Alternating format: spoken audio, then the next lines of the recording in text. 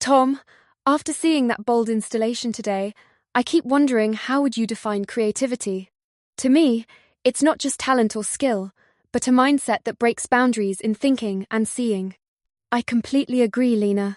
Creativity is so often boxed into artistic talent, but in truth, it's about connecting seemingly unrelated ideas. Think of it as seeing the world through a kaleidoscope patterns shift, and suddenly, new possibilities appear. Exactly. It's like that idiom, thinking outside the box. Yet, I notice some people believe creativity is an inborn gift rather than a skill to be nurtured. What's your take? That's an interesting point, but I feel creativity can be cultivated. Studies by psychologist Mihaly Csikszentmihalyi show that environments which encourage curiosity and risk-taking foster higher creative expression, regardless of natural ability. Transitioning from theory to experience, how do you think art shapes our emotions in daily life? For me, a vibrant painting can instantly lift my mood, like sunshine after rain. Absolutely, Lena. Art acts as an emotional mirror. A melancholic song or a minimalist sculpture can evoke nostalgia or calm, even if we can't articulate why. Studies have shown that viewing art activates the brain's reward centers, much like eating chocolate.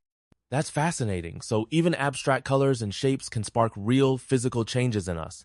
It's almost as if art is a universal language for feelings. Precisely. And this is why museums and public art installations play such a vital role. They provide collective spaces for emotional exploration and empathy.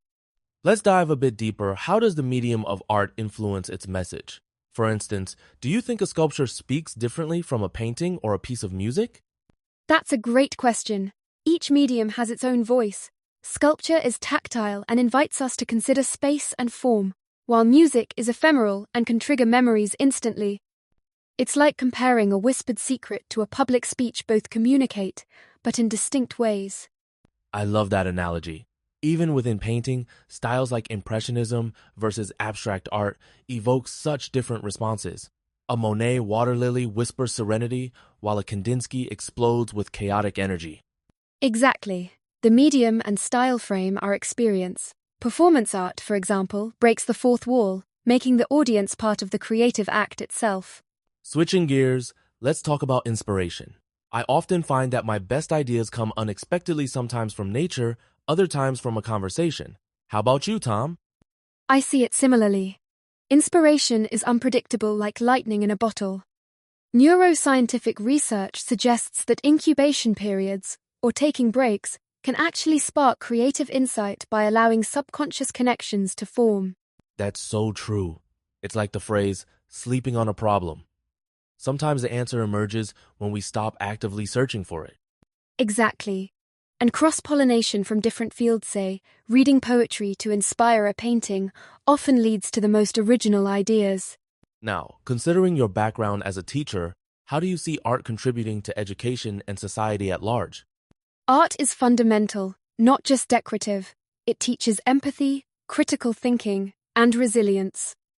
For example, students who engage in creative activities score higher in problem-solving tasks, according to a 2021 UNESCO report.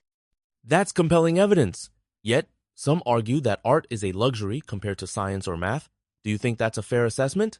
I challenge that view. Creativity is the engine of innovation even in STEM fields. Leonardo da Vinci fused art and science seamlessly, demonstrating that imagination fuels discovery. Let's shift to language when describing art. I often turn to metaphors or similes. For example, I called that blue painting an ocean of tranquility. Do you have favorite expressions for talking about art? Definitely. I like saying a piece speaks in whispers or dances off the canvas. Using evocative adjectives like luminous, evocative, or haunting helps paint a picture in the listener's mind, even if they haven't seen the work. Agreed. It's almost as if our words become a bridge, translating visual impressions into emotional experiences for others. Exactly. Figurative language is crucial when discussing abstract or conceptual art, where direct description doesn't capture the essence. Discussions about art can get heated.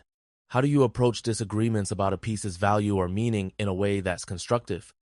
I try to use phrases like, "That's an interesting perspective, but I see it differently."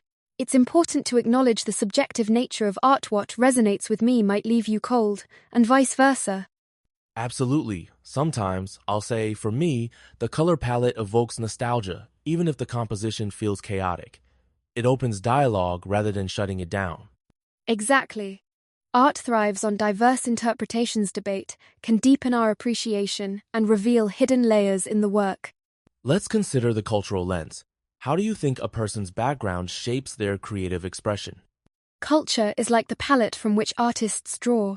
For example, Japanese minimalism and Nigerian textile art reflect their society's unique values and histories. A 2020 survey showed that exposure to diverse cultures increases creative flexibility. That makes sense. I've noticed that when I travel, my own designs become more eclectic, drawing on local architecture or folk art traditions. Exactly. Creativity is both universal and deeply personal, constantly evolving as we encounter new influences. Another theme is the tension between innovation and tradition.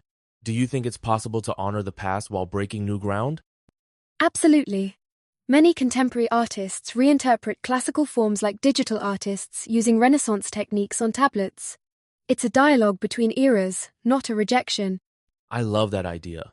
In graphic design, I often blend vintage typography with modern layouts, creating something familiar yet fresh.